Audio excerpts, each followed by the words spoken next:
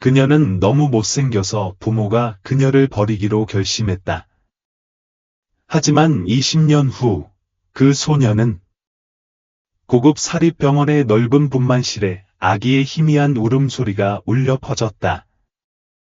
귀족 여성인 지수는 병원 침대에 누워 이마에 땀을 흘리고 있었지만 그녀의 눈은 기대로 빛나고 있었다. 오랜 세월이 흐른 후 그녀는 마침내 아들을 낳았다. 그녀의 남편인 민호는 주머니에 손을 넣은 채 그녀 옆에 앉아 차가운 태도를 유지했다. 그에게 또 다른 아이를 갖는 것은 단순히 가문의 혈통을 이어가기 위한 의무일 뿐이었다. 간호사가 아기를 레베카에게 가까이 데려왔을 때 그녀는 미소를 지었지만 어린 소녀의 얼굴을 보자 그녀의 미소는 즉시 얼어붙었다. 세상에! 지수는 아기를 괴물인 양 밀어내며 비명을 질렀다. 젊은 간호사 민지는 무서워서 뒤로 물러나 소녀를 거의 떨어뜨릴 뻔했다. 무슨 일이에요, 부인? 민지가 걱정스럽게 물었다. 그의 얼굴을 봐, 맙소사. 그럴 리가 없어. 지수가 머리에 손을 얹고 목소리가 떨렸다. 민호가 눈살을 찌푸리며 다가갔다. 아기를 바라보니 이마에서 왼쪽 뺨까지 커다랗고 진한 붉은색 모반이 뻗어 있었다. 신호 같았다. 민호가 비웃듯 웃었다. 이렇게 못생긴 여자가 알메이다라는 성을 가지고 있어. 이건 굴욕이야. 레베카는 떨면서 남편의 손을 꽉 쥐었다. 민호, 우리는 그녀와 함께 있을 수 없어. 그런 여자는 우리 가족의 명예를 망칠 거야. 민지는 깜짝 놀랐다. 하지만 선생님, 당신의 딸이잖아요. 민호가 간호사를 노려보았다. 그는 의견을 말할 권리가 없어. 당장 여기서 나가. 민지는 아기를 꼭 품에 안고 마치 그 소녀가 자기 피가 아닌 것처럼 다투는 지수와 민호를 무기력하게 바라보았다. 레베카는 떨면서 주변을 둘러보았고 그녀의 목소리는 거의 떨렸다. 민호, 뭐든지 해. 하지만 나는 그녀를 한순간도 더 보고 싶지 않아. 민호는 손으로 몸짓을 하며 자신의 신뢰할 수 있는 하인 중 한 명인 태영에게 그 소녀를 데려가라고 명령했다. 그가 영원히 사라지도록 해. 민호가 말했다. 민지는 공포에 질렸다. 선생님, 그건 범죄입니다. 어린 소녀에게 이런 짓을 할 수 없습니다. 민호는 차갑게 웃었다. 범죄? 그녀를 살려두고 그 얼굴로 돌아다니며 우리 가족의 명예를 훼손하는 게? 아니, 그건 범죄입니다. 태영이 명령에 따르는 것을 보고 민지의 얼굴에 눈물이 흘러내렸다. 젊은 간호사는 순진한 아기가 밤의 어둠 속으로 옮겨지는 것을 무기력하게 지켜볼 수밖에 없었고 그녀의 부모는 조금도 동정심을 보이지 않았다. 도시의 겨울은 참혹했고 날카로운 감기에 시달렸다. 수년간 알메이다 가문에서 일해온 중년 남성 태영은 아기를 낡은 양모슐에 싸서 조용히 웅장한 저택을 나갔다. 그는 그러고 싶지 않았지만 고용주의 명령을 어길 수는 없었다. 도시의 긴 거리를 걷던 태영은 팔에 안긴 소녀의 희미한 울음소리를 무시하려고 애썼다. 그는 그녀를 고아원에 데려갈 수 없다는 것을 알고 있었다. 민호가 그녀의 존재를 누구에게도 알리지 말라고 명령했기 때문이다. 도시 외곽의 숲 가장자리에 도착했을 때 태영은 망설였다. 아기는 여전히 울고 있었고 그녀의 작은 얼굴은 추위에 붉어졌다. 맙소사, 용서해 주세요. 태영이 중얼거리며 소녀를 큰 돌 위에 남겨두고 돌아서 걸어갔다. 하지만 그 소녀의 운명은 거기서 끝나지 않았다. 숲속에 사는 가난한 할머니 해리는 집으로 돌아오는 길에 희미한 울음소리를 들었다. 그녀의 가슴은 움츠러들었다. 누가 이렇게 추운 밤에 아기를 버릴 수 있을까? 그는 느린 걸음걸이와 연민 가득한 나이든 표정으로 소녀에게 다가갔고 그녀를 보고는 후회하며 한숨을 쉬었다. 가엾은 내 아이. 그녀는 중얼거리며 아기를 팔에 안고 품에 안았다. 아기는 인간의 온기를 알아차린 듯 울음을 멈추고 작은 눈을 뜨고 그녀를 바라보았다. 아무도 너를 키우고 싶어 하지 않아. 그럼 내가 돌봐줄게. 소녀에게 모직쇼를 두르고 가슴에 꼭 껴안아 따뜻함을 주며 해리는 절뚝거리며 숲속에 숨겨진 작은 오두막집으로 돌아갔다. 집은 단순하지만 아늑했다. 할머니는 벽난로에 불을 피우고 아기를 자신의 침대에 눕혔다. 이제 안전해. 내 사랑에. 그녀가 속삭였다. 나는 너를 지연이라고 부를게. 빛을 뜻하는 이름. 그러면 너는 결코 어둠 속에서 살지 않을 거야. 지연은 양털 담요 아래에서 살짝 움직이며 작은 눈을 천천히 감았다. 다음 날 아침, 해리는 지연을 데리고 우유를 사러 마을로 갔다. 도착하자마자 그는 마을 사람들이 호기심 어린 표정을 짓는 것을 알아챘다. 주민들은 대부분 노인들이었는데 해리는 저게 뭐야? 라고 물었다. 준이라는 남자가 눈살을 찌푸렸다. 숲에서 이 여자를 발견했어. 누군가 그녀를 버렸어. 해리는 단호하게 대답했다. 내가 그녀를 키울게. 주민들은 서로 중얼거리기 시작했다. 한 노인이 걱정스럽게 고개를 저었다. 어쩌면 저주받은 아이일지도 몰라. 그의 얼굴에 있는 저 흔적을 봐. 다른 여자. 은지는 불안한 어조로 중얼거렸다. 맙소사, 혹시 불운이 찾아오면 어떡하지? 해리는 지연을 더 꽉 껴안았다. 그들은 너무 미신적이야. 그녀는 그저 어린 소녀일 뿐이야. 하지만 아무도 그를 믿고 싶어 하지 않았다. 현우라는 남자가 팔짱을 끼고 말했다. 해리, 너보다 나을 거야. 해리는 속삭임과 시선을 무시했다. 한편 알메이다 저택에서 지수는 안락 의자에 앉아 차분한 표정으로 차 한 잔을 마시고 있었다. 민호가 들어왔다. 그의 차갑고 무관심한 목소리, 끝났어. 레베카는 안도의 한숨을 쉬었다. 드디어 그 끔찍한 걸 없앴어. 민호는 아무 말도 하지 않았다. 그는 그저 옆으로 미소를 지었다. 남자아이를 가질 준비를 시작해야. 알메이다 가문에는 합당한 상속자가 필요해. 레베카가 고개를 끄덕였다. 그들에게 지연은 존재하지 않았다. 하지만 운명은 잔인한 마음을 처벌하지 않는 법이 없다. 아침 햇살이 소박한 나무집의 작은 창문으로 쏟아지고 있었다.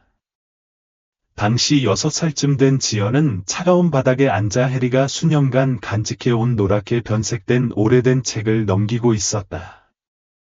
단어는 어려웠지만 소녀는 포기하지 않았다. 그녀가 그런 잔인한 세상에서 살 수 있다고 느끼게 하는 유일한 것은 독서였다. 해리는 그녀가 독서에 집중하는 것을 보고 달콤하게 미소 지었다. 지연아, 너는 정말 똑똑해. 언젠가는 아무도 너를 멸시하지 않을 거야. 희망에 찬 눈으로 지연이 물었다. 할머니, 내가 공부를 많이 하면 사람들이 날 사랑할까? 해리의 미소가 순간 사라졌다. 그는 부드럽게 소녀의 헝클어진 머리를 쓰다듬었다. 모든 사람이 다 좋은 건 아니야, 자기야. 하지만 지식이 있다면 운명을 바꿀 힘이 있을 거야. 지연은 그 말을 잘 이해하지 못했지만 고개를 끄덕였다. 그녀에게 외부 세계는 환영하는 것처럼 보인 적이 없었다. 그가 사는 마을은 작고 가난했지만 주민들은 미신과 판단으로 가득 차 있었다. 해리가 그녀를 찾은 이후로 지연은 항상 경멸과 불신의 시선을 받았다. 해리가 그녀를 시장에 데려갈 때마다 웅얼거림과 속삭임이 그녀를 애워쌌다.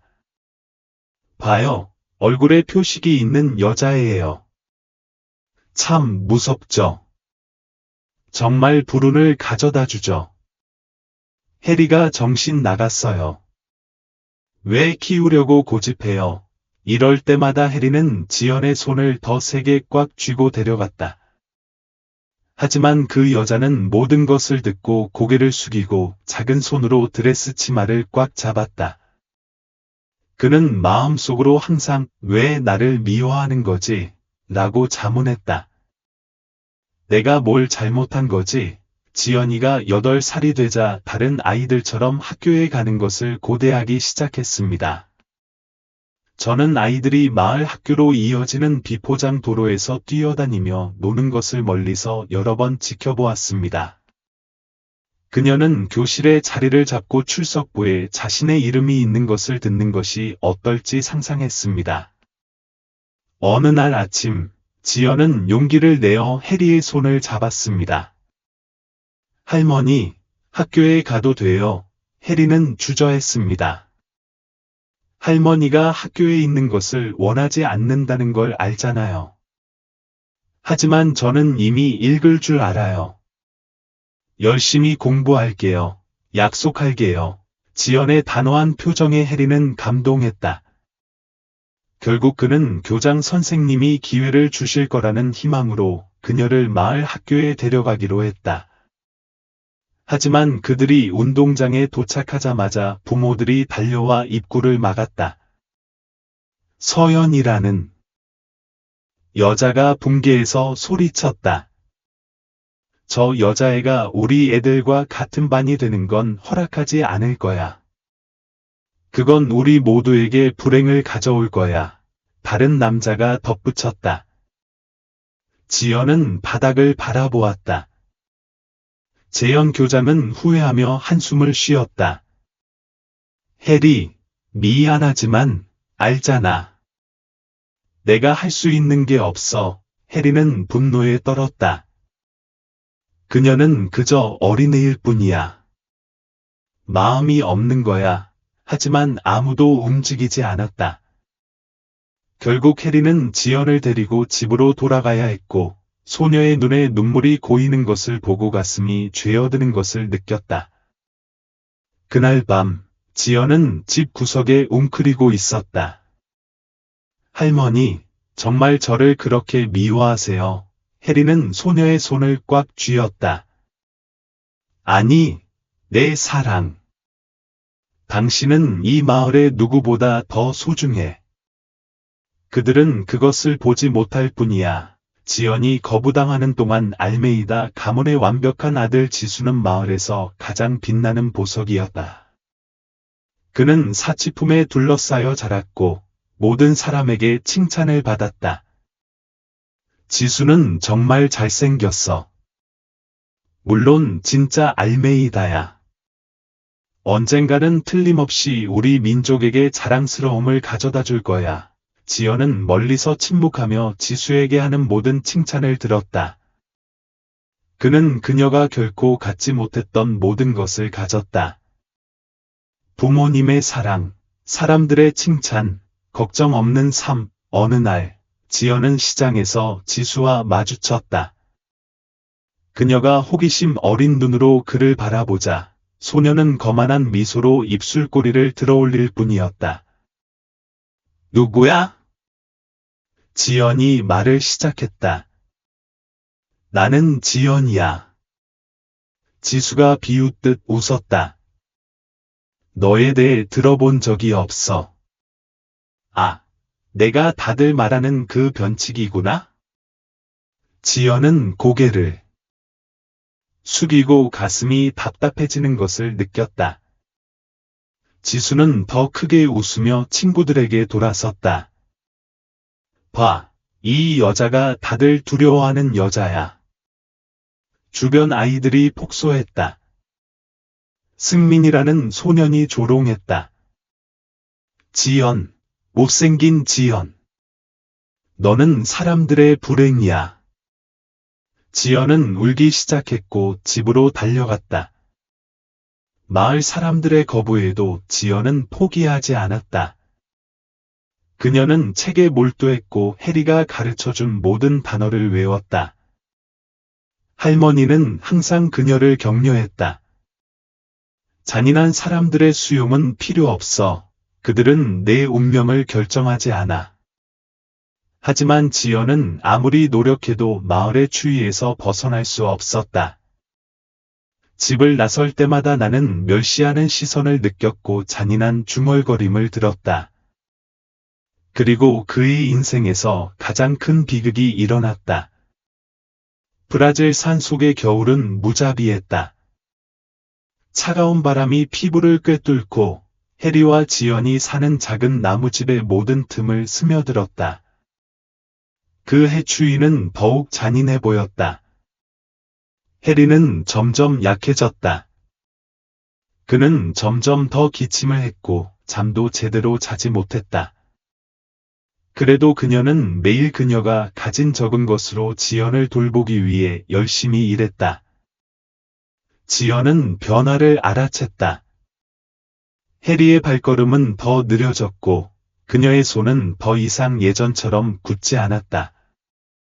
어느 날 밤 해리가 지연을 안아 잠을 자게 하려고 했을 때 소녀는 주저하다가 물었다. 할머니, 괜찮아요? 해리는 지연의 머리카락을 부드럽게 쓰다듬었다. 괜찮아, 내 사랑. 나이가 들어서 좀 피곤할 뿐이야. 하지만 지연은 그를 믿지 않았다. 그녀는 이미 할머니의 오래된 손수건에 피 얼룩이 묻은 것을 보았고 걸음을 옮길 때마다 손이 떨리는 것을 알아챘다. 해결책을 찾기 위해 필사적으로 지연은 집을 떠나 일자리를 찾기로 했다. 나는 겨우 11살이었지만 내가 뭔가를 해야 한다는 것을 이미 알고 있었다. 그는 마을을 집집마다 돌아다니며 할 수 있는 일이 있으면 부탁했지만 차가운 시선과 잔인한 대답만 돌아왔다. 서연은 팔짱을 끼고 턱을 들어 올렸다. 우리 집에서 일하고 싶어? 언제든지. 여기서 그런 불운을 겪고 싶지 않아. 재현은 고개를 저었다. 너 같은 여자를 고용할 사람이 있을까? 꺼져. 지연은 입술을 깨물고 눈물을 참았지만 계속 노력했다. 그는 빵집, 여관, 야채 시장으로 갔다. 아무도 그에게 기회를 주지 않았다. 집으로 돌아오자 심장이 얼어붙었다. 해리는 쉬지 않고 기침을 했다. 쉴 새 없이 기침을 해서 제대로 먹지도 못했고 눈은 꺼지고 피부는 창백했다. 지연은 그 옆에 무릎을 꿇고 차가운 손을 잡았다. 할머니, 의사가 필요해요. 해리는 희미하게 웃으며 소녀의 얼굴을 쓰다듬었다. 걱정하지 마, 내 사랑. 너만 곁에 있으면 돼. 해리의 손을 꽉 붙잡고 거부의 눈빛이 칼날처럼 그녀를 찔렀지만 지연은 믿지 못했다. 그는 마을에서 가장 부유한 여성 중 한 명인 은지의 집으로 달려갔다. 제발, 할머니 부양비 좀 빌릴 수 있을까요? 내가 일해서 갚을게요. 하지만 은지는 그저 웃을 뿐이었다. 너 같은 사람에게 도움이 될 것 같아? 꺼져. 지연은 계속 도움을 찾았다. 그녀는 마을의 치료사 집으로 달려갔지만 그는 그저 고개를 저었다. 이 병은 비싼 약이 필요해. 돈 없이는 내가 도울 수 없어. 그녀 앞에서 모든 문이 닫혔다. 그날 밤, 바람이 집벽에 울부짖으며 날카로운 감기를 가져왔다. 지연은 해리 옆에 앉아 그녀의 손을 꽉 잡고 그녀를 깨우려고 했다. 할머니, 잠들지 마세요. 그는 나와 함께 있어야 해요. 해리는 애써 눈을 떴다. 그녀의 표정은 달콤했지만 피곤했다. 지연, 당신은 내 인생에서 가장 아름다운 빛이에요. 지연은 울기 시작했다. 그 빛이 꺼지길 바라지 않아요. 할머니, 제발 나를 떠나지 마세요. 하지만 해리는 그저 웃으며 천천히 눈을 감았다. 그의 호흡은 점점 약해져서 완전히 멈췄다. 지연은 마비되었다. 그는 떨리는 손으로 해리의 얼굴을 만졌다. 할머니, 할머니. 더 이상 더워지지 않았다. 심장이 더 이상 뛰지 않았다. 지연은 할머니를 껴안고 절망에 빠져 흐느끼며 울었다. 다음날 아침, 해리가 죽었다는 소식이 마을에 빠르게 퍼졌다. 하지만 사람들은 후회하기는커녕 안도감을 느끼며 중얼거렸다. 재현은 어깨를 으쓱했다. 그 소녀는 오래전에 없애야 했어. 그녀를 키우는 건 그에게 불행만 가져왔어. 그 할머니가 죽었으니 그 어린 소녀는 어떻게 될까? 누군가가 차갑게 말했다. 마을 밖으로 데려가. 누가 그런 소녀 곁에 살고 싶어? 지연은 여전히 해리의 시체 옆에 앉아 있었고, 눈은 빨갛고 마음은 찢어졌다. 그러자 문 앞에 그림자가 나타났다. 지수 알메이다가 거만한 태도와 경멸이 가득한 표정으로 거기에 있었다. 그래서 그 할머니는 마침내 죽었구나. 지연은 그를 안개 낀 눈으로 바라보았다. 그녀의 대해 그런 식으로 말하지 마. 지수는 웃었다.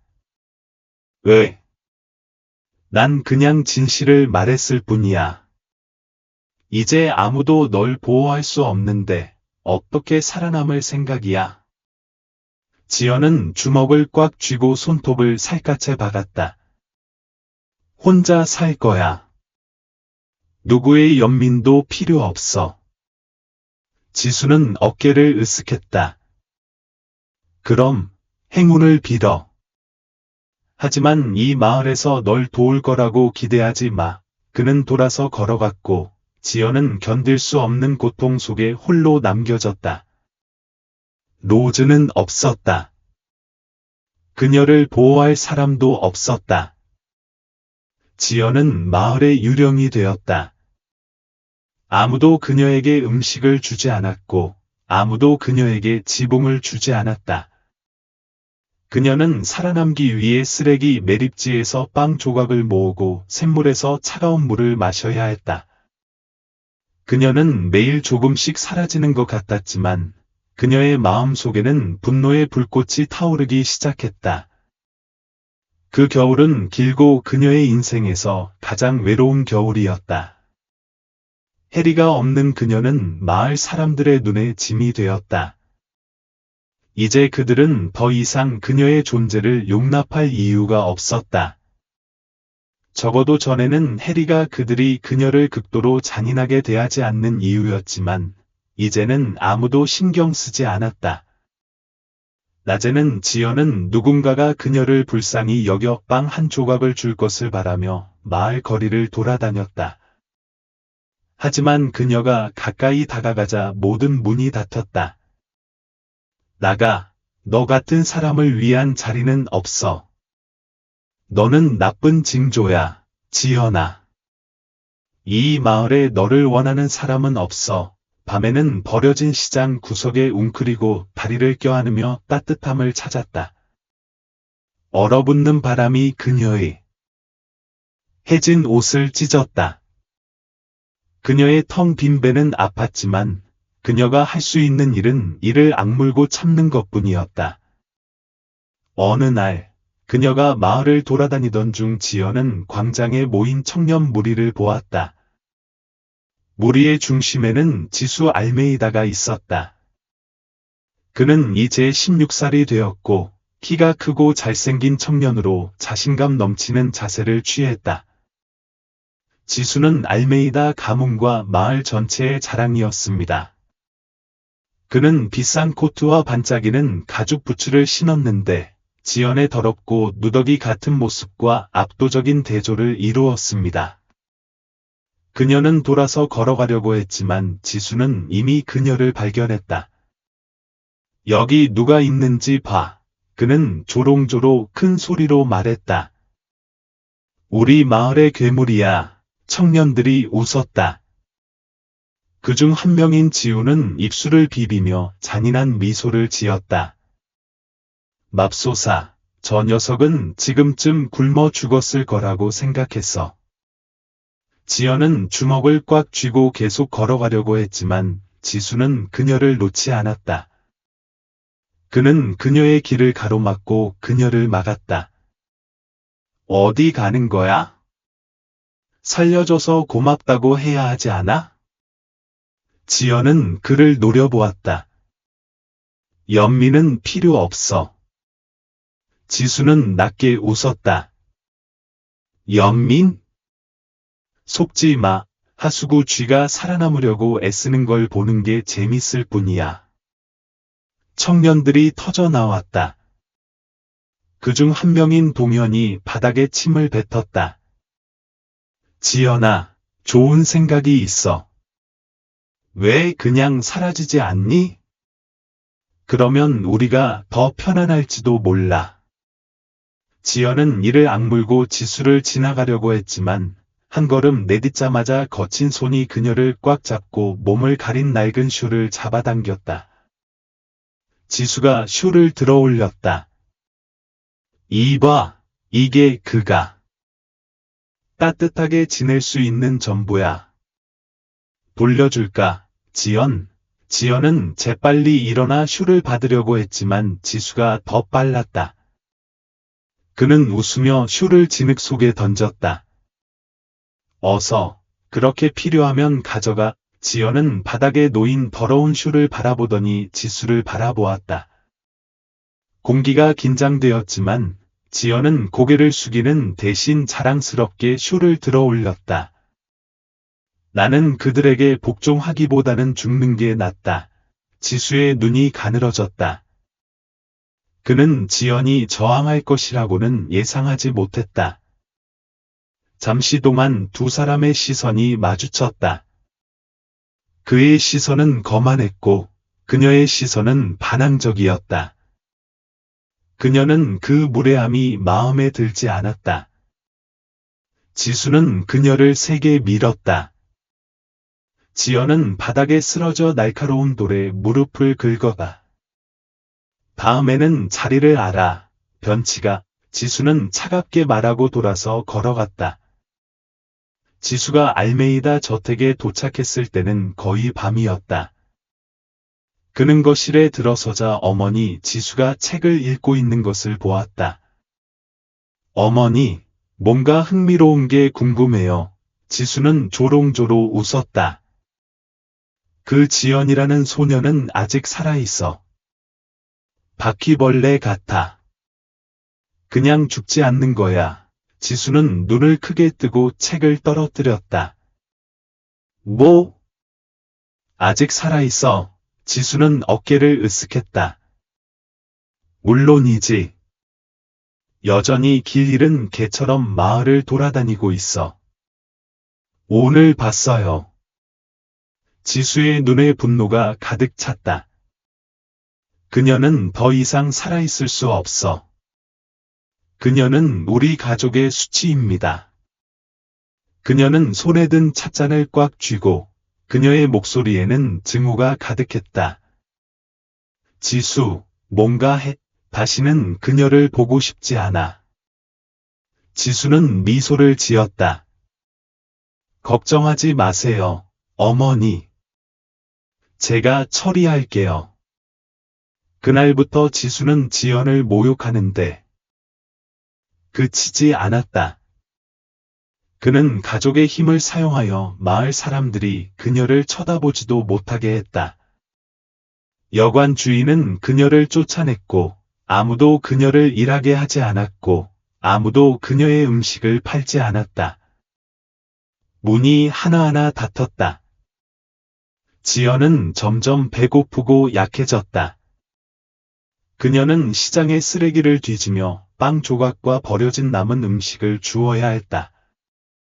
어느 날, 그녀가 땅에서 빵 조각을 주워 올리려고 몸을 숙였을 때, 그녀 뒤에서 비꼬는 웃음소리가 들렸다. 지수는 친구들과 함께 거기에 있었다.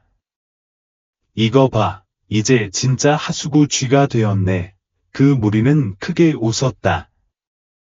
지연은 분노의 주먹을 꽉 쥐었지만 아직은 그 주먹에 맞설 만큼 강하지 않다는 걸 알았다.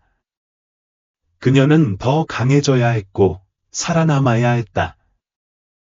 그리고 지연은 인생에서 처음으로 그곳에서 도망치는 것을 생각했다. 하늘은 흐렸고 폭풍이 다가오고 있음을 알렸다. 지연은 맨발로 흙길을 걸었고 날카로운 돌에 발이 피투성이가 되었다. 그녀는 이미 배고픔, 비웃는 시선, 잔인한 웃음에 익숙해 있었지만 그날은 무언가 이상하게 느껴졌다. 마을 사람들은 유나의 빵집 앞에 모여서 서로 중얼거렸다.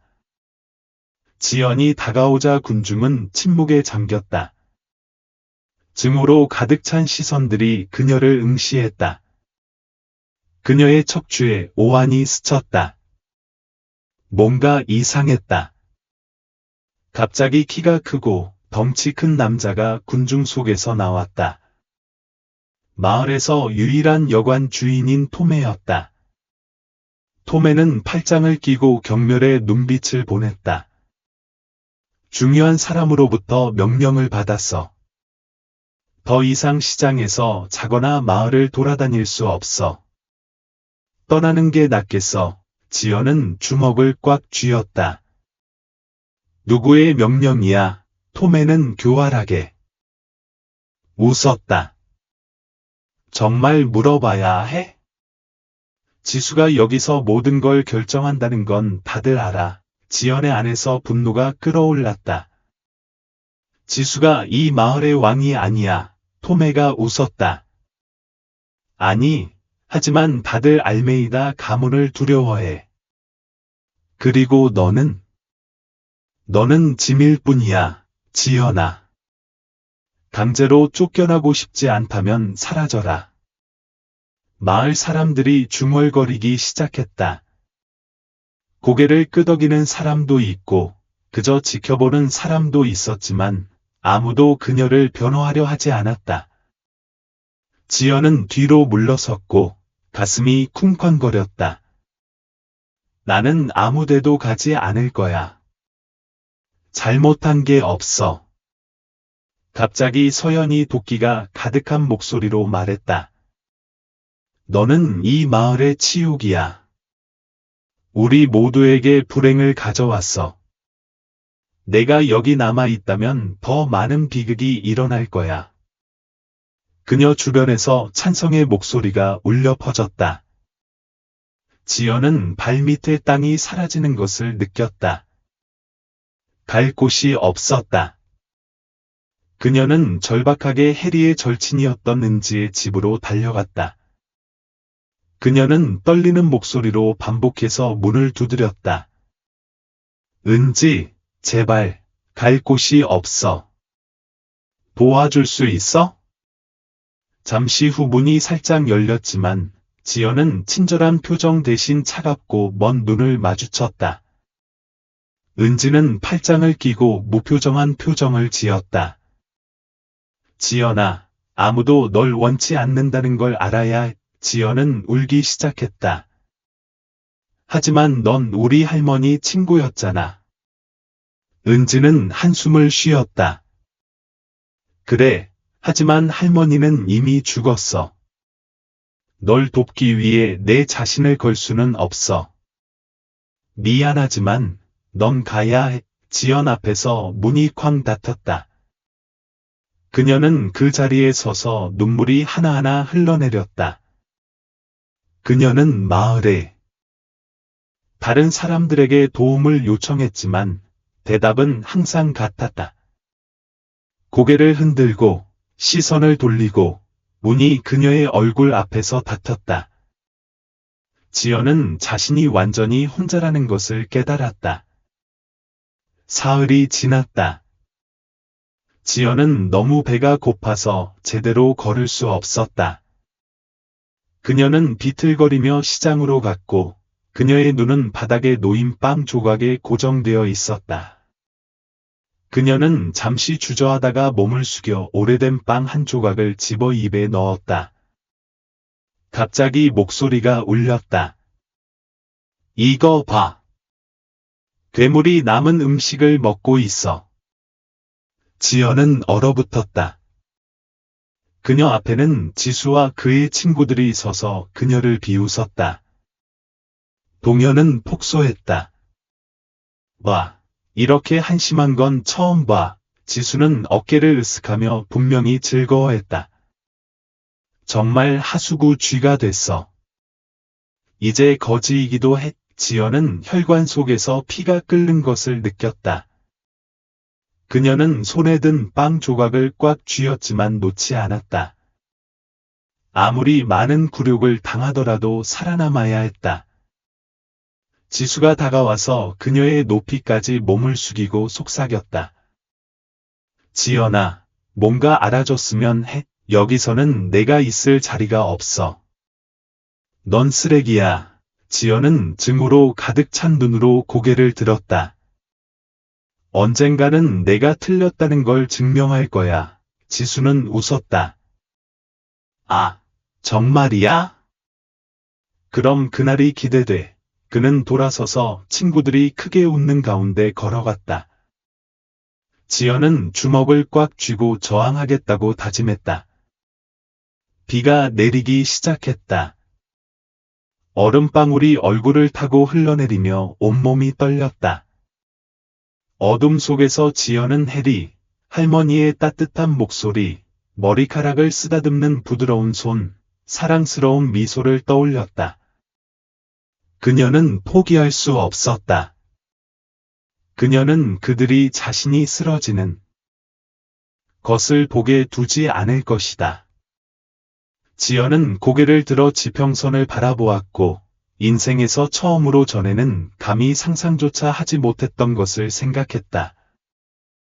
그곳을 떠나는 것이다. 그 다음 날 지연은 자신의 상황이 악화되고 있다는 것을 깨달았다. 마을 사람들에게 거부당하는 것 외에도 그녀는 이제 지수와 그의 무리의 잔인한 오락의 표적이 되었다.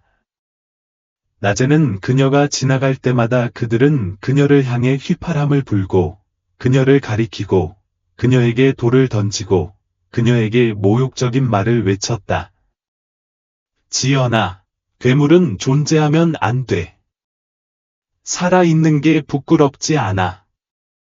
밤에 지수와 친구들은 그녀가 자는 버려진 시장에 가서 수치로 벽에 잔인한 모욕적인 말을 썼다.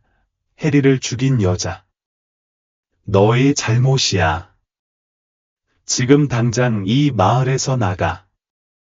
지연이 매일 아침 눈을 뜨면 그 말이 눈에 띄었고 그 말 하나하나가 가슴에 난 상처 같았지만 더 이상 흘릴 눈물은 없었다. 어느 날 아침 잠을 자던 곳을 나서면서 유나의 빵집 외관에 검은 수치로 낙서가 가득하다는 것을 알아챘다. 괴물이 이 가게를 건드렸어. 저주받고 싶지 않다면 여기 들어오지 마. 마을 사람들이 빵집 앞에 모여서 화가 나서 중얼거렸다. 유나는 손가락으로 지연을 가리켰고 그녀의 목소리는 분노로 가득했다. 이걸 한 건 너였지. 지연은 마비되었다. 난 아무것도 안 했어. 하지만 아무도 그녀를 믿지 않았다. 상우는 코웃음을 쳤다. 물론 그녀였지. 그 여자가 우리를 그녀와 함께 지옥으로 끌고 가고 싶어해. 나이든 여성이 붕괴하여 말했다. 그녀를 마을 밖으로 내쫓아야 해. 그거야. 다른 남자가 소리쳤다. 그녀는 여기 머물 권리가 없어. 지연이 뒤로 물러섰다. 심장이 쿵쾅거렸다. 제발, 난 아무 잘못도 하지 않았어. 하지만 군중은 이미 분노에 눈이 멀었다. 한 남자가 깨진 벽돌 조각을 집어 그녀에게 던졌다. 돌이 그녀의 팔을 스치며 깊은 상처를 남겼다. 피가 천천히 바닥으로 떨어지기 시작했다. 지연은 헐떡이며 고통과 두려움으로 몸이 떨렸다. 하지만 그녀 안에서는 그 어느 때보다 경로의 불꽃이 커졌다. 그녀는 더 이상 침묵을 지킬 수 없었다. 지연은 고개를 들었고 그녀의 눈은 결의로 빛났다. 왜 나를 그렇게 미워하니? 잠시 군중이 조용해졌다. 지연은 한 걸음 앞으로 나아갔지만 그녀의 몸은 고통에서 간신히 버텼다. 나는 누구에게도 상처를 준 적이 없어. 나는 아무 잘못도 한 적이 없는데 당신은 나를 괴물처럼 대하잖아. 몇몇 사람들이 부끄러워서 시선을 돌렸다. 지수는 이번에는 웃지 않았다. 그의 표정이 굳어지고 그는 몇 걸음 앞으로 나아갔다. 내가 나를 거역할 수 있다고 생각해. 지연은 단호한 목소리로 그를 응시했다. 언젠가는 이곳을 떠나서 내가 다시는 멸시하지 않을 사람이 될 거야. 지수의 눈이 가늘어졌다. 너는 너 자신을 너무 많이 생각하고 있어. 지연은 대답하지 않았다. 그녀는 그저 돌아서서 군중에게서 멀어졌다. 찻잔이 바닥에 떨어지는 소리가 방 안에 울려 퍼졌다. 지수 알메이다는 경로했다. 지수, 그녀가 아직 사라지지 않았다고 말하는 거야? 우아하게 앉아 지수는 팔짱을 끼었다. 어머니, 저는 할 수 있는 모든 것을 했습니다. 가능한 한 아무것도 없게 만들기 위해. 이 마을은 벼랑 끝에 서 있어요. 레베카는 이를 악물었다. 난 그가 벼랑 끝에 서 있기를 바라지 않아. 그가 즉시 사라지기를 바라. 지수는 자만스럽게 웃었다. 걱정하지 마, 엄마. 오래 가지 않을 거야. 레베카는 한숨을 쉬었지만 그녀의 눈은 여전히 증오로 타오르고 있었다. 실수하지 마, 지수. 그녀를 다시 보고 싶지 않아. 알겠어, 엄마. 하지만 나는 지연이 그날 밤 다른 계획이 있다는 것을 전혀 몰랐다. 지연은 그녀가 가진 몇 가지 물건을 모았다. 낡은 숄, 오래된 빵 한 조각, 해리가 남긴 작은 칼. 나는 더 이상 참을 수 없었다. 그가 거기에 머물렀다면 그는 죽을 것이다. 그는 가야 했다. 하지만 어디로? 지연은 별이 빛나는 하늘을 바라보며 심호흡을 했다. 해리는 그에게 큰 도시로 가, 포기하지 않는 사람들에게는 기회가 가득해 라고 말하곤 했다. 어쩌면 그것이 그의 운명이었을지도 모른다. 지연은 주먹을 꽉 쥐었다. 내 인생을 파괴하게 두지 않을 거야. 해가 뜨기 전에 그는 최악의 악몽이었던 마을을 뒤로 하고 떠났다. 그는 뒤돌아보지 않고 계속 나아갔다. 지연은 어둠 속을 걷고 있었다. 그의 맨발은 길의 돌에 닫혔다. 그는 돈도 없고 먹을 것도 없었다. 누더기 주머니에 든 마른 빵 한 조각뿐이었다. 차가운 바람이 그녀의 피부를 베어냈지만 그녀는 멈추지 않았다. 나는 더 이상 잃을 것이 없었다. 그 마을에 남은 것은 고통과 괴로움뿐이었다. 그가 내딛는 모든 걸음은 그의 분노와 결의를 담고 있었다. 나는 다시는 그곳에 돌아가지 않을 것이다.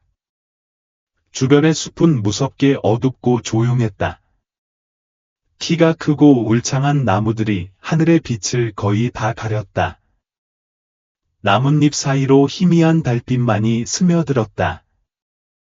그녀 앞에 좁은 길은 어두웠다. 지연은 조심스럽게 전진했다. 그의 배는 배고픔으로 꿈틀거렸지만 감히 멈출 수가 없었다. 덤불에서 나는 모든 작은 소리에 그의 심장이 두근거렸다. 계속 가야 멈출 수 없어. 그녀는 스스로에게 중얼거리며 더 빨리 걸으려고 애썼다. 갑자기 그녀 뒤에서 나뭇잎이 바스락거리는 소리가 들렸다. 지연은 움직이지 않고 심장이 미친 듯이 뛰는 것을 느꼈다. 그는 돌아봤지만 어둠 외에는 아무것도 보이지 않았다. 거기 누구 있어? 그의 목소리가 떨렸다.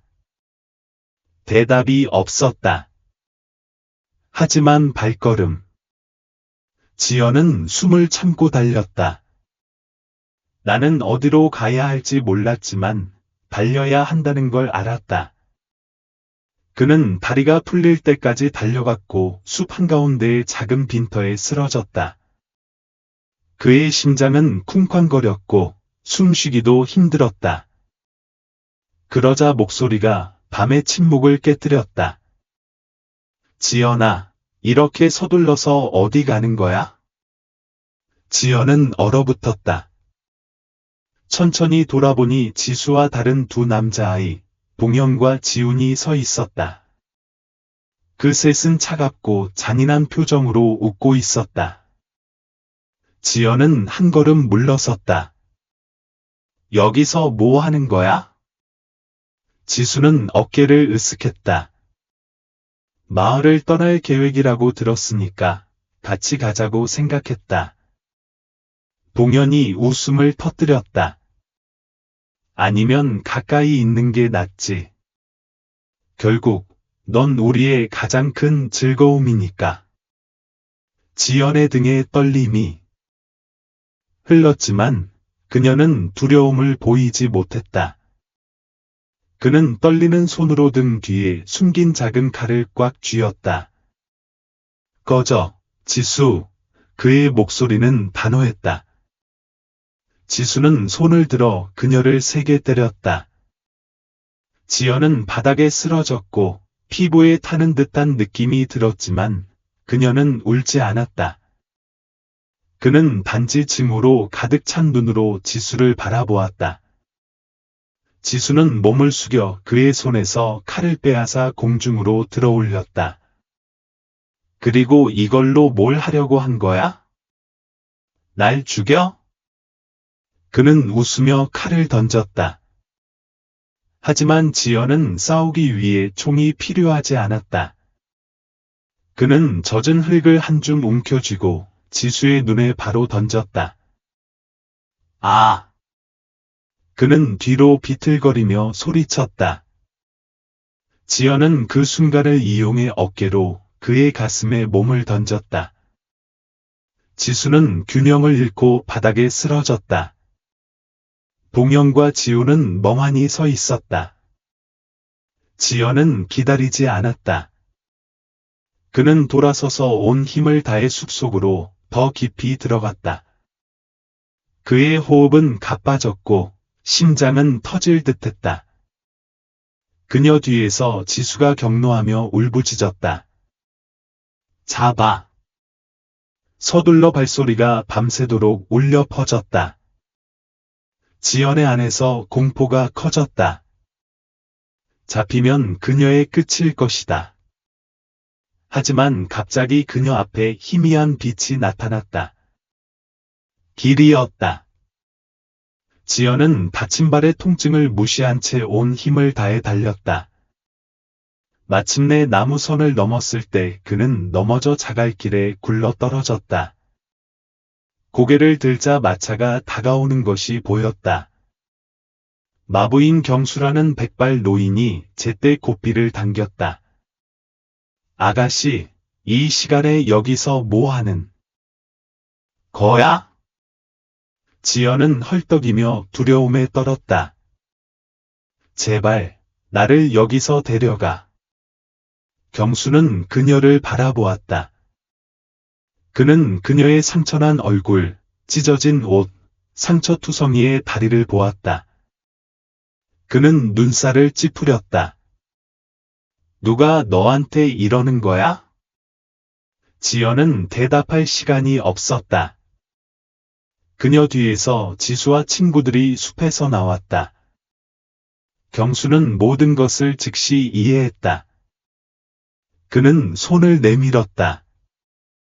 빨리 일어나. 지연은 주저하지 않았다. 그는 노인의 손을 잡고 마차에 올랐다. 그들이 날 잡으러 오고 있어. 제발, 가자. 지연이 물었다. 경수는 고개를 끄덕이고 채찍을 휘둘렀다.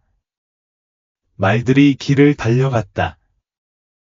지연이 뒤돌아보니 지수가 길 한가운데에 서 있었고 그의 얼굴은 분노로 뒤틀려 있었다. 그는 무언가를 소리쳤지만 지연은 그의 말을 들을 수 없었다. 나는 자유로웠다. 나는 다시는 그 마을로 돌아가지 않을 것이다. 카트는 어두운 길을 따라 계속 가며 지연을 알 수 없는 목적지로 데려갔다. 해가 뜨자 지연은 눈을 뜨고 완전히 다른 곳에 있다는 것을 깨달았다. 도시는 거대하고 번잡했지만 기회로 가득했다. 지연은 심호흡을 했다. 그녀는 더 이상 모든 사람이 멸시하는 연약한 아이가 아니었다. 그녀는 다시 시작해서 언젠가는 그녀를 모욕한 모든 사람을 회개시킬 것이다. 지연은 다시 태어났다. 새벽이 되자마자 지연은 경수의 카트에서 내렸다. 그녀 앞에는 자갈길과 번화한 카페, 그녀가 마을에서 본 어떤 것보다 높은 건물이 펼쳐진 거대한 도시가 펼쳐져 있었다. 그는 주먹을 꽉 쥐었고 그의 심장은 두려움과 설렘 사이를 오갔다. 다음에 어디로 갈 계획이야? 경수가 걱정스러운 표정으로 물었다. 지연은 고개를 저었다. 모르겠지만 살아남을 방법을 찾을 거야. 경수는 한숨을 쉬며 주머니에서 동전을 꺼내 손에 쥐었다. 이거 가져가, 여자야. 돈 없이는 여기서 살기 힘들어. 지연은 손에 든 돈을 바라보며 설렘의 눈이 불타올랐다.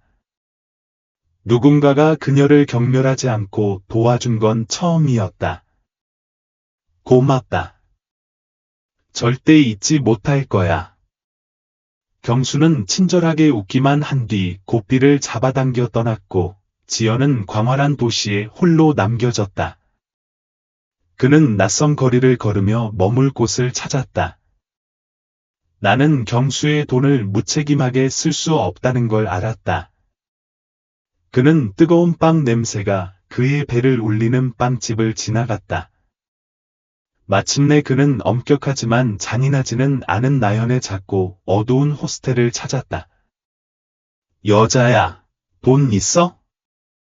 나연이 눈을 가늘게 뜨며 물었다. 지연이 동전을 몇 개 건네주었다. 그냥 잠잘 곳이 필요해. 나연은 코웃음을 쳤지만 돈을 받았다. 알았어. 하지만 여기서는 아무것도 공짜로 주지 않아. 머물고 싶으면 일해야 해. 지연이 고개를 끄덕였다. 뭐든 할게. 다음 날, 지연은 가난한 아이들을 위한 학교를 찾았는데 고아와 자원이 없는 아이들이 읽고 쓰는 법을 배울 수 있는 곳이었다. 그는 덥수룩한 수염과 날카로운 눈을 가진 중년의 남자, 성훈 교수에게 다가갔다. 여기서 공부하고 싶어. 그는 단호하게 선언했다. 성훈은 그녀를 위아래로 바라보았다. 수업료를 낼 돈이 있어? 지연이 고개를 저었다. 하지만 일할 수 있어. 교실 청소하고, 바닥 청소하고, 뭐든 할게. 기회만 있으면 돼. 성훈은 오랫동안 말이 없었다.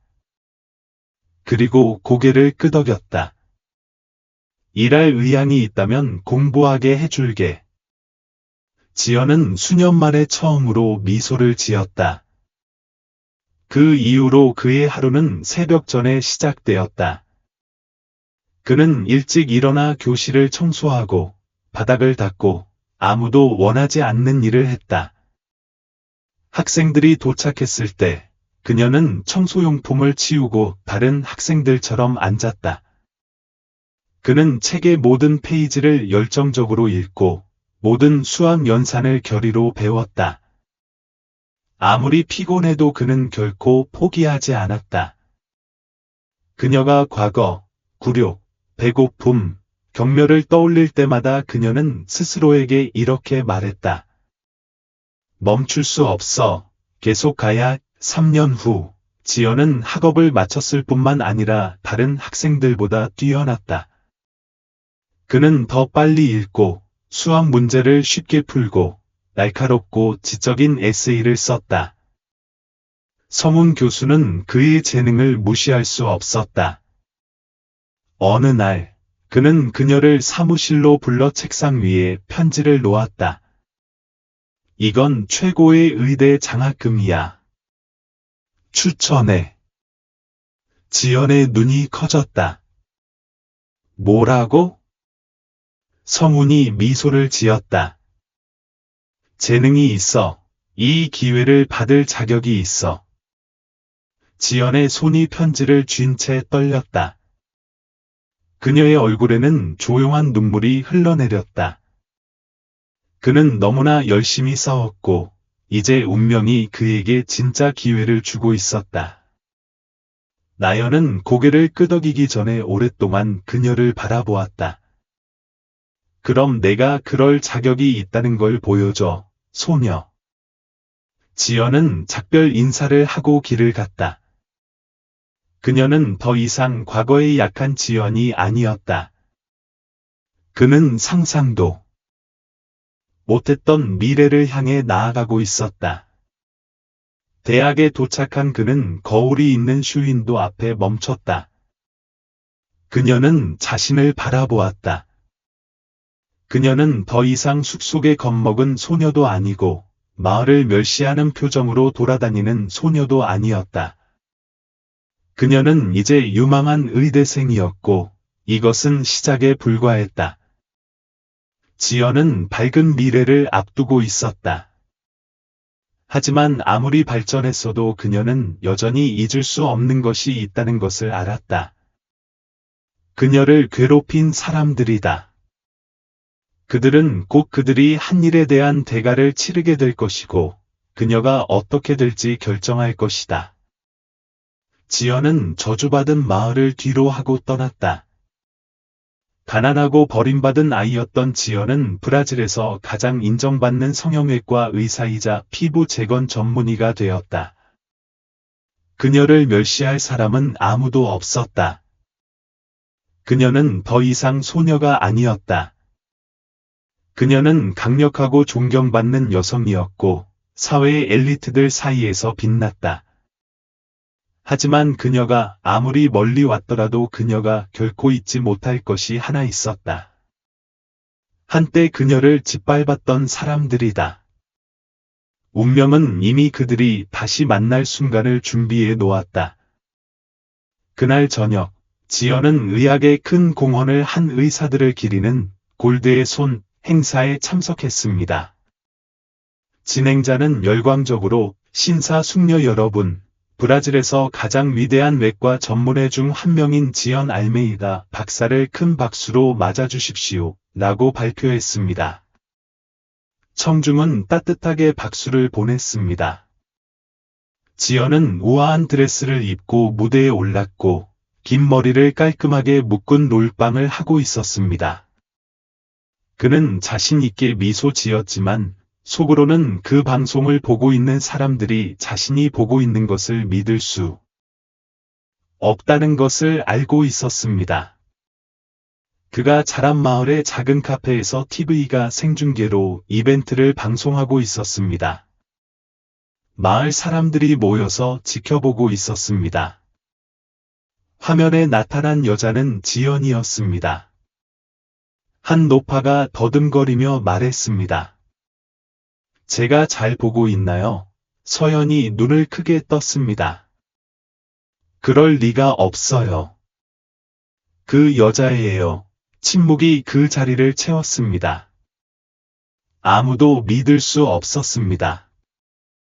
하지만 민호, 지수 알메이다는 어떨까요? 지연이 떠난 후로 알메이다 가문은 더 이상 그 지역에서 강력한 가문이 아니었습니다.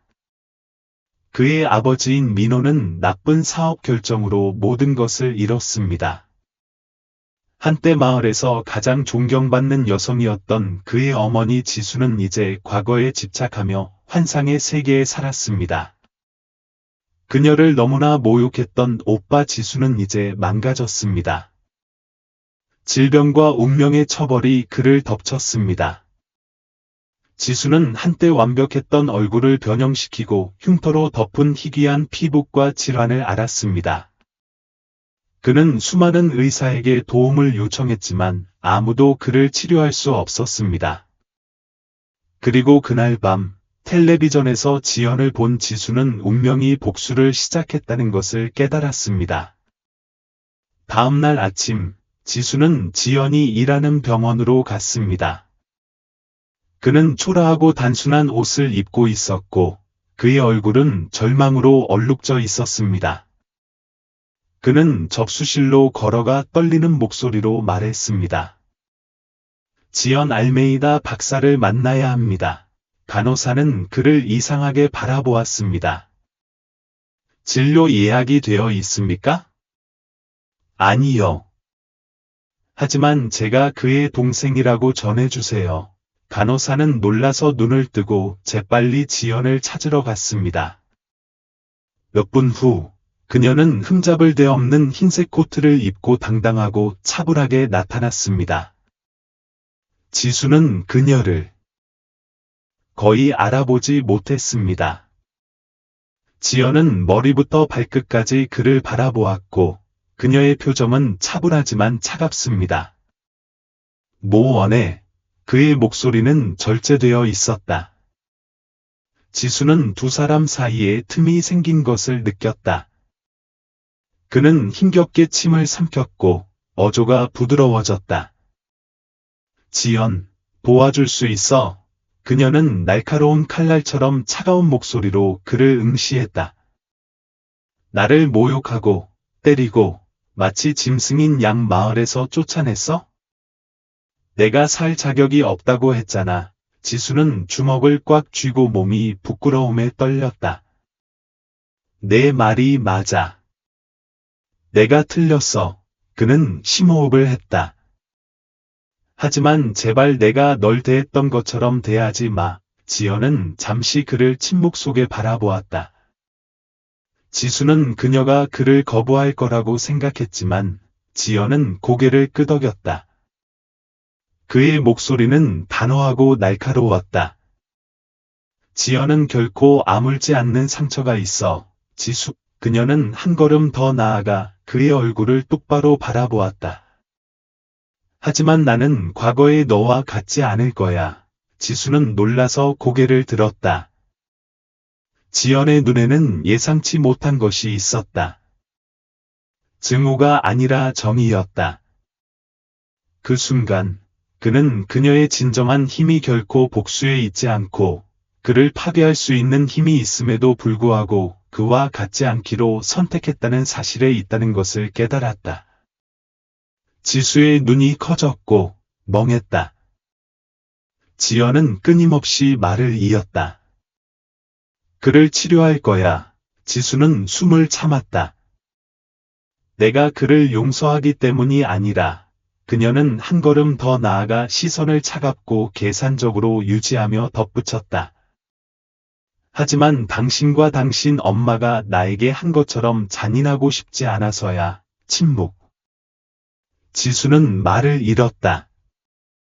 그가 그녀에게 한 모든 일에도 불구하고 그녀는 여전히 그를 도울 의향이 있었다.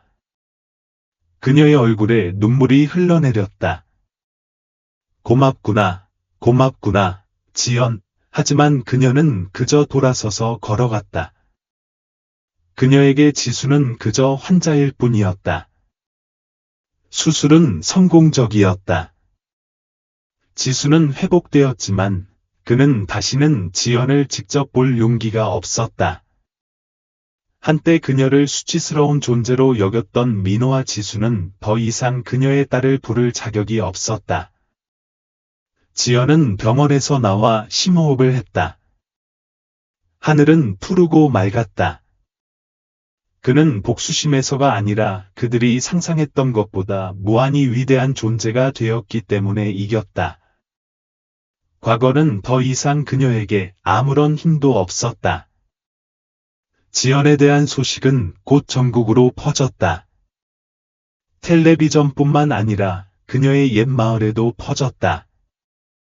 한때 그녀를 저주하고 짐승처럼 내쫓았던 자들은 이제 진실 앞에서 마비되었다. 한때 쫓겨나라고 소리쳤던 서연은 TV 화면을 보며 몸을 떨었다. 우리가 그녀에게 너무 잔인했어. 그는 중얼거렸다. 한때 그에게 돌을 던졌던 재현은 고개를 숙였다. 이미 알았더라면 절대 그러지 않았을 거야. 하지만 그들은 알았다. 너무 늦었다. 지연은 그의 연민이 필요 없었다. 나는 결코 그곳으로 돌아가지 않을 것이다. 한때 자신의 지위를 자랑하던 미노 알메이다는 이제 망가진 사람에 불과했다. 그는 거의 모든 재산을 잃었고 끔찍한 결정 때문에 파트너들에게 버림받았다. 하지만 그를 가장 괴롭힌 것은 그가 싫어하고 쓰레기처럼 버린 딸 지연의 존재였다. 이제 그녀는 스타였지만 그는 잊혀질 참이었다. 지수의 어머니 지수도 나아지지 않았다. 그녀는 텅 빈 저택에 홀로 앉아 있었다. 더 이상 호사스러운 파티도 아첨꾼도 없었다. TV에서 지연을 보자 그녀의 눈은 공포로 가득 찼다. 아니, 그녀일 리가 없어. 살아남아서는 안 됐어. 하지만 내가 아무리 부인해도 진실은 변함없었다. 지연은 살아남았을 뿐만 아니라 그 어느 때보다 더 빛나고 있었다. 병원에서 퇴원한 지수는 가문의 저택으로 돌아왔다. 하지만 그는 더 이상 예전의 거만한 청년이 아니었다. 거울을 볼 때마다 얼굴이 회복되었지만 그녀는 영혼의 부끄러움의 흔적이 새겨지는 것을 느꼈다.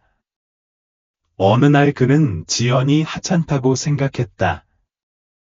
남겨진 사람은 바로 자신이었다. 지수는 거실에 들어서자 어머니가 TV 앞에서 떨고 있는 것을 보았다.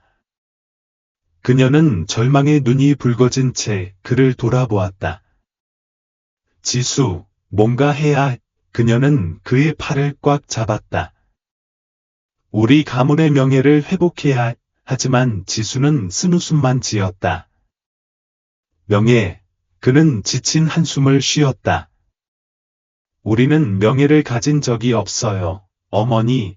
그리고 아무 말도 하지 않고 그는 돌아서 나가서 레베카를 텅 빈 집에 홀로 남겨두었다.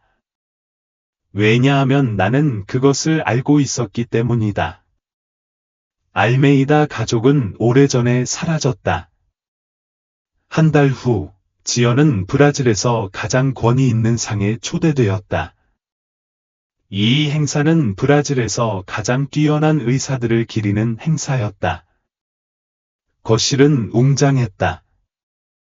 수백 명의 사람들이 관객석에 앉아 있었지만 지연이 무대에 오르자 모든 시선이 그녀에게 쏠렸다. 진행자는 미소를 지었다. 지연 알메이다 박사님, 우리와 공유하고 싶은 게 있나요? 그녀는 관객석을 바라보고 심호흡을 한 다음 말했다. 저는 한때 버림받은 아이였습니다. 강당은 완전히 조용했지만 지연은 확신에 찬 단호한 목소리로 계속했다. 저는 저주받은 사람으로 여겨졌습니다. 저는 퇴학당했고 구타당했습니다. 하지만 저는 여기 있습니다. 그리고 아무도 저를 다시는 역사에서 지우려 하지 못할 겁니다. 지연은 심호흡을 했다.